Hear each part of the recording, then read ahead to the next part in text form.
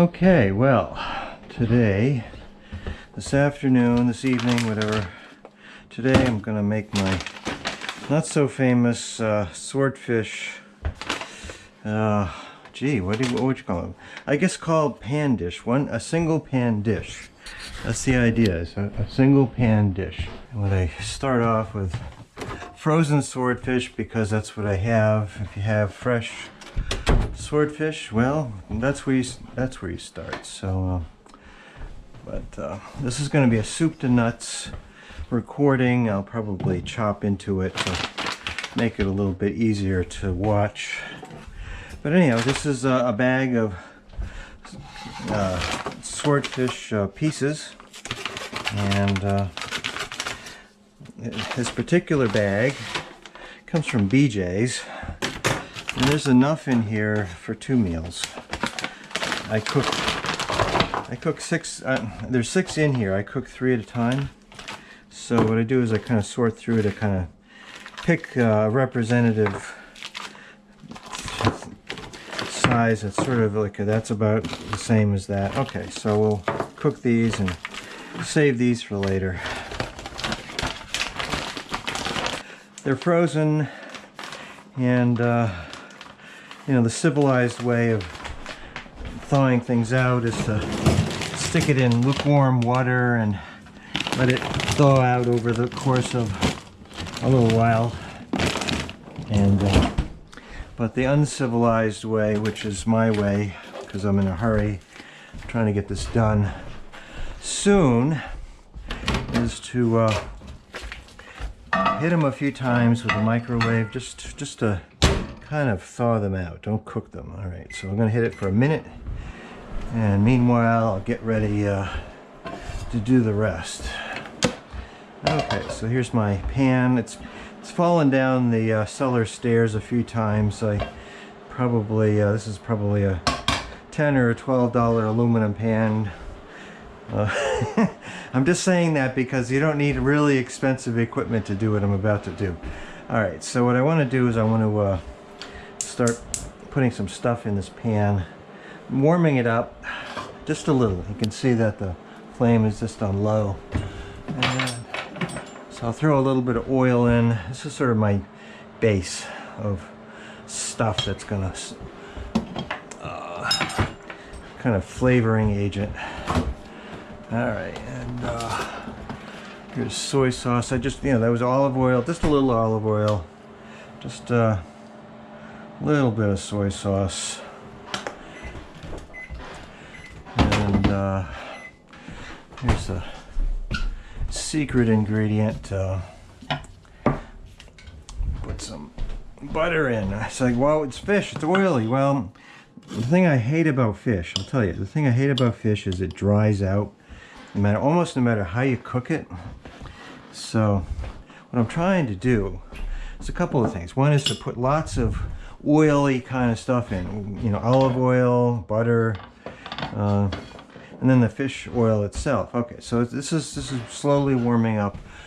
And another thing I would do if I had time is I would chop up my own onions. And if you want to be civilized about it, I would suspect that you'd want to cut your own onions, but kind of low on time, so I'm just sprinkling in these dried onions.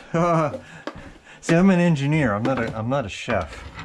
Oh, one other thing. I like to add ginger. So I'm going to throw some ginger in. Okay. And there we are. There's some ginger. Okay. So that's my base. You know, I don't even, sort of a flavoring base. Okay, so while that's warming up, I've got potatoes that I cooked last night, but we didn't eat. Roasted them last night. So, and they're a little bit on the, and they happen to be not on the super duper cooked side. You know, they're a little bit stiff, which is good, because they're going to spend some time. They're going to almost turn into mashed potatoes. So I'm just going to chop them up, put them in. I'm not going to mash them, but by the time they're done, they'll be thoroughly cooked. I'm suspecting you could put uncooked potatoes in, and they would spend enough time in there to get cooked. So I'll be cutting those up.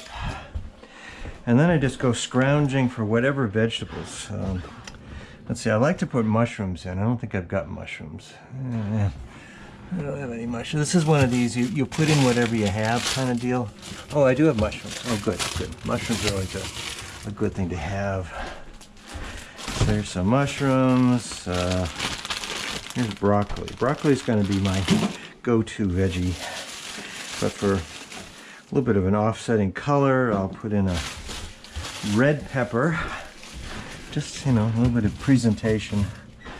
Okay, so get out a cutting board, throw some light on so I can see what I'm doing. Okay, so right now this is just what do I want for something just to stir with? Yeah, this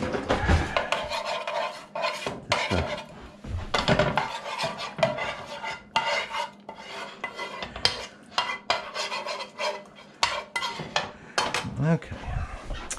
All right, so let's get a reasonable knife here. What's going to go in first is anything that takes the longest to cook, and that happens to be the actually happens to be these things. Okay, so let's hit these again. Oh, let me flip them over. Flip them over. Okay. All right, and okay, that's good. Okay, so just, you know, I've done it for 1 minute. I'll do it for a minute again. And that should probably be enough that they won't be frozen solid anymore. I'm trying not to cook them. That's sort of it's one of the things I'm trying to avoid. I don't want to cook them. I just want to thaw them out. And the whole idea here is, you know, you just got home from work and you got to go out or whatever. You have 20 minutes. Well, I don't know. You have, for whatever reason, let's put it this way. For whatever reason, you want to get this thing on the stove cooking in 10 or 15 minutes. And so this is a 10 or 15 minute kind of deal. So yeah, I mean, I do a lot of cutting. That's really a lot of what this operation will be, is just cutting up vegetables, cutting up mushrooms. So once I get all the mushroom, everything cooked, everything cut up, I can start putting stuff in that needs to be taken care of. But really, what really needs to be taken care of first is you got to get the fish cooking. That's the number one thing. This is all sort of cooking the fish and throwing in stuff while you go along. So let me see. Yeah, see, this is nice, and this isn't frozen anymore, but it's not really cooked either. Right around the edge here, you can kind of see this starting to cook. I can live with that. Okay, so now it's not ice cold anymore, so it's not going to spend 10 minutes thawing the thing out before it starts to cook. All right, so now what I want to do is, this is really the thing I'm most careful about, is trying to avoid getting any of this fish on anything else. So I kind of work down in the sink here, and I'll clean this up later, but just do everything I can down in the sink and rinse everything off. Okay, that's one. We'll get you in here, and I want to kind of bathe it in this sauce. Okay, that's one.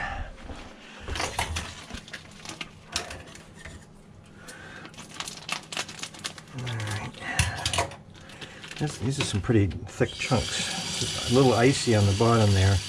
I'll put that side down. Yeah, I like swordfish because if it's cooked thoroughly, it's very, very, you know, kind of melts in your mouth. If I mean, there's a lot of things, if you don't cook them right, you can, like tuna fish is almost impossible to cook and not have it turn out dry and tough. But I want things, especially, you know, if I'm eating fish, I like it to be kind of melt in your mouth. And the only way to do that is to keep it moist, keep it bathed in oil, keep it underneath a lid. When I'm all done, I'm going to cook this under a lid. And, okay, so here we go. All right, so let me, all right, put this over here. Okay, so as I said, I want to put it under a lid. Get a lid out. And okay, so now that that's there, I can crank the heat up a little, maybe medium. I'm going to do everything I can to get this fish cooking. Okay, so now while the fish is cooking, I can continue on with my veggie thing, veggie preparation, and I'll stick them in the order that the reverse order of their cooking time. Does that make sense? Whatever takes the longest to cook will go in first. however you say that.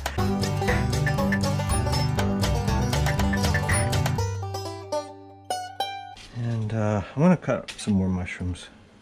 Just don't want a lot of mushrooms, but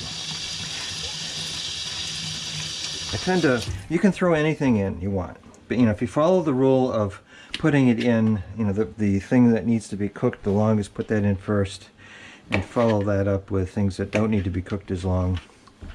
And as long as you get this thing going as soon as possible. I might flip those over, I might not. We'll see.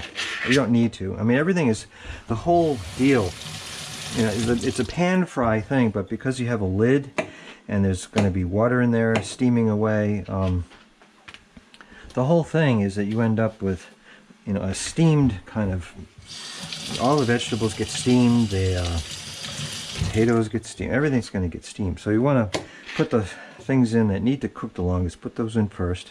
And so you can do anything you want. I mean, I happen to be using what I'm using, but you can do string beans. I've done string beans, peas, cauliflower. I mean, you can put anything in you want. And I like to have the mushrooms because they're just a kind of a, I don't know, they seem to belong in a stew kind of, it turns into kind of a stew almost. It's a pan fried thing, but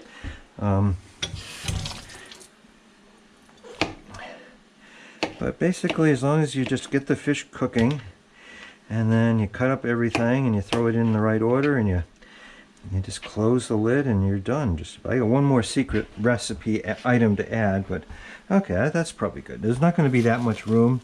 The goal is this is like a 2-person, maybe a 3-person meal, something like that. I mean, if you have a bigger pan and you want to cut more vegetables and throw in more swordfish, you can have more. But it's a three helping meal, which is just fine.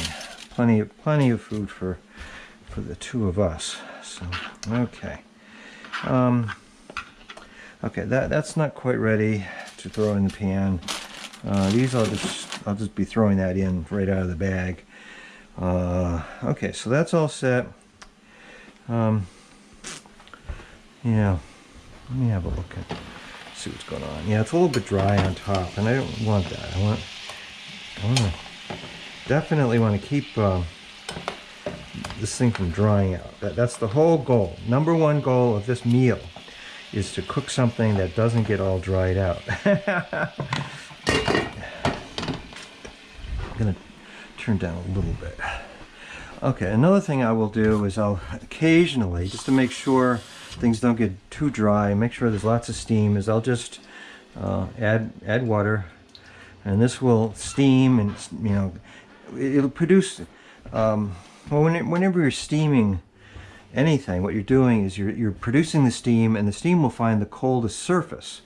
So the coldest surface in this case would be the fish, or maybe the inside of this lid or whatever. But usually, and whatever's the coldest will get hit by that steam, and that'll be what gets cooked. So that's why I like having lots of water involved. If there's water left over, you get a little bit of a sauce. It's not, but it's really there to produce steam, so that it has a cycling process of rising up, circulating inside this container inside here, and then finding the coldest surface and attacking it with steam. And when steam goes back into water, it dumps a huge amount of thermal energy. All right, so I'm not making really small chunks here. I want you to find chunks of potato. I don't want to have it be like mashed potato. That's not my thing. All right, so you know these big chunks. I'm not sure why I like bigger chunks of things rather than bite-sized, bit-sized pieces, but it's just, I think it's more entertaining. You can, when you're eating, you can kind of decide what you're going to have next, as opposed to you just scoop everything up.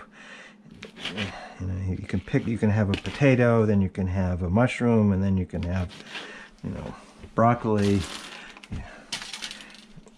It just makes, for me, it makes more entertaining eating experience to decide what am I going to have next? What am I going to eat next? All right, so this has to go next. This takes the longest. So you see it's all boiling. And this is going to be pretty crowded in there. But it's okay. Things kind of settle down. And what I end up throwing in will fill in the cracks. But okay, so what I'm going to do is get that lid back on there. Make sure everybody's stuck underneath. Okay, so now the coldest thing is probably the broccoli. That is the coldest surface. So the steaming process will be steaming the broccoli, which is really no different than just a regular way of steaming broccoli in a pot. But I'm using the steam that's being part of the cooking process for the fish to also steam the broccoli. So that's going along. Okay, so I've got about maybe 5 minutes or so before I really want to throw the rest in. I don't want to overcook these, you know, veggies. It's kind of interesting. On the one hand, I want to thoroughly cook the fish. I want to like cook the fish to the point where it's just really just melting in your mouth. But I don't want to overcook any of this. In fact, I don't want to overcook the broccoli. But the broccoli takes a little bit of cooking to get it going. I'm giving it a little bit of a head start. And so while we're waiting on that, let's go check out what it's like out here. Welcome to March 11th, 2020. Not even wearing a coat. It's about 50 degrees. Don't have any, didn't have much of a winter.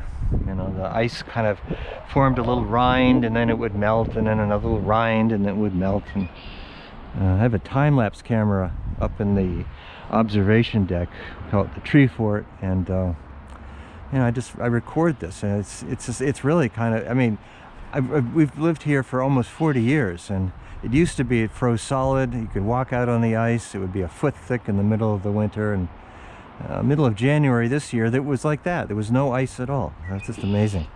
So welcome to global warming. All right. Okay, so, well, what do I want to do? I just don't want to overcook this, but I'm going to put all of this in now. This is a bit of a trick. This may be one of the great adventures of my life coming up. All right, so you just dump it in, get it to fit, and if it turns out that the cover is just, you know, in this case the cover is not probably going to work. Maybe we'll see. All right. Oh, let me get rid of this yet. Nope, I got rid of it. All right, get another one. This will be good. All right, so let me. This is all. Mostly that this is the last step. There's one last magical thing I want to do. Now I'm either going to cover this in aluminum foil or I'm going to get this pot back on top. Yeah, that looks like I might be able to get everything underneath. All right, last magic trick. This is my magic trick. This is maple syrup. The fish has been cooking for about 10 minutes now. The broccoli about 5 minutes, and I just dumped everything in. Now the question is going to be whether or not I can fit everything under this lid, and yeah, I might be able to do that. I don't know. Or I'll put the lid and put some aluminum foil over the top. But here's my final ingredient, which it's magic ingredient. I mean, you combine soy sauce with maple syrup, and it is just the most amazing combination. A little bit of butter doesn't hurt, but it's the maple syrup that really makes a huge difference. Now, I'm not putting a ton in. I'm kind of spreading it around just to give it a little bit of a mysterious flavor, shall we say. Just a little mysterious flavor. Okay, so now I'm gonna try to get this up on top and see if I can get everything down underneath. I don't know. Yeah, it's working. I would rather do this than to totally seal it in. Okay, so some steam will want to escape out through the edges, and that'll catch the stuff that's near the edges. So, okay, so that's basically, that's it. All right, so now it's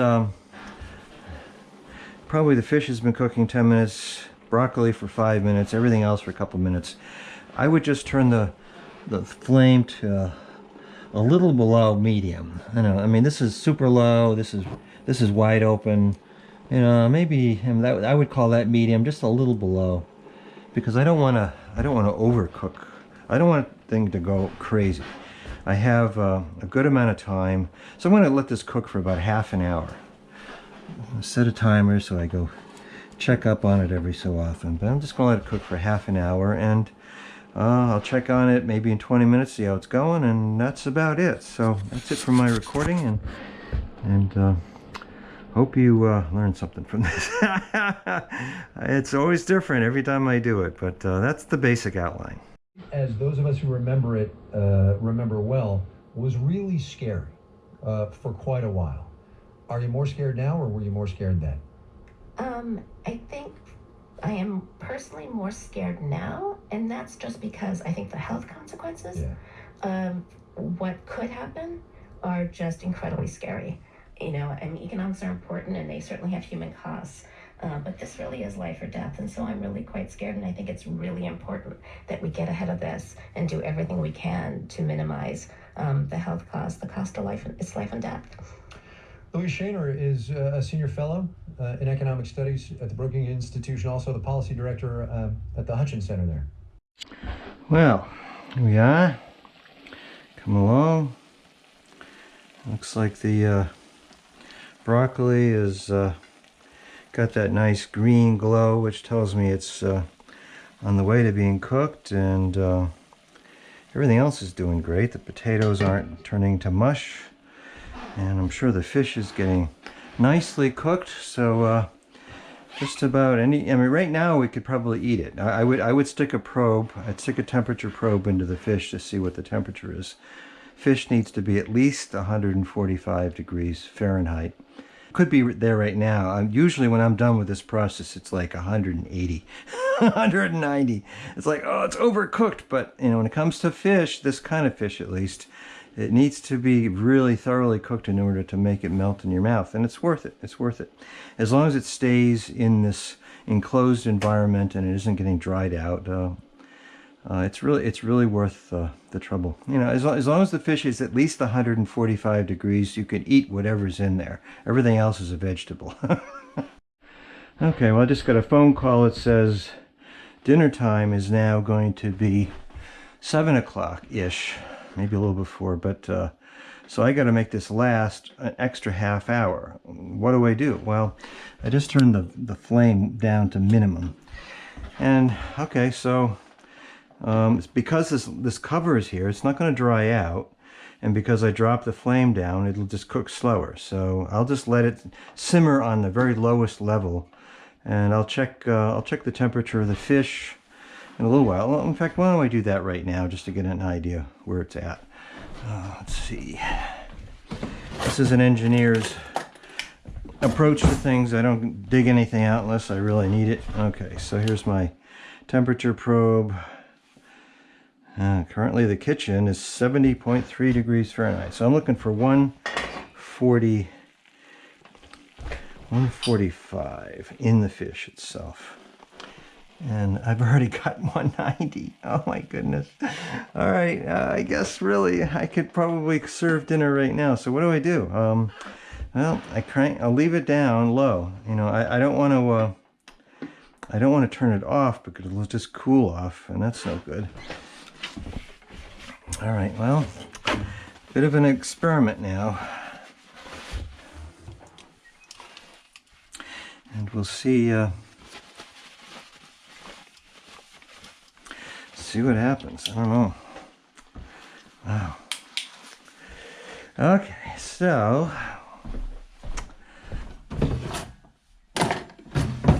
oof. Yeah, really. I mean, 45 minutes. Well, I want to keep it warm. All right, well, that's really barely on. So, I mean, is it bubbling?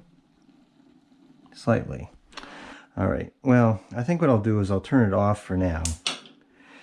And I'll set a timer, and half an hour from now I'll come back and I'll just turn it up, just bring it up to temperature, because otherwise it's just going to be cooked too much. Okay, well, ooh, hey, it's still hot. It's still warm. All right, I just have this on really low, just hanging on. It's still looking like not turned into mush. So I think that's good. It'll stay warm for the next little bit, and we'll be serving up dinner, and all in one dish, all in one pan. It's I really like it because you just kind of start cooking, you start throwing stuff in, and when you're all done, you put the lid on and you set the temperature. And you know, if you're in a hurry, you cook it really fast, and if you've got time, you cook it really slow. And so that's it for now, and we'll be having dinner soon.